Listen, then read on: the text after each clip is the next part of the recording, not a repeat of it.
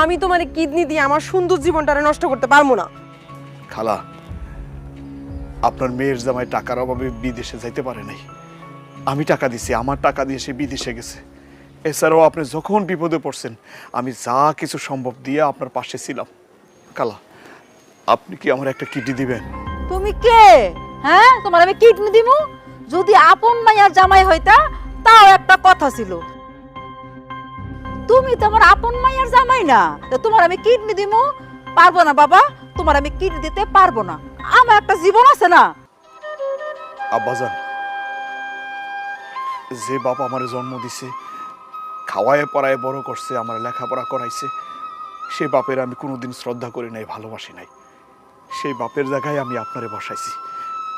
আপনার যা যা দরকার আমি দিছি।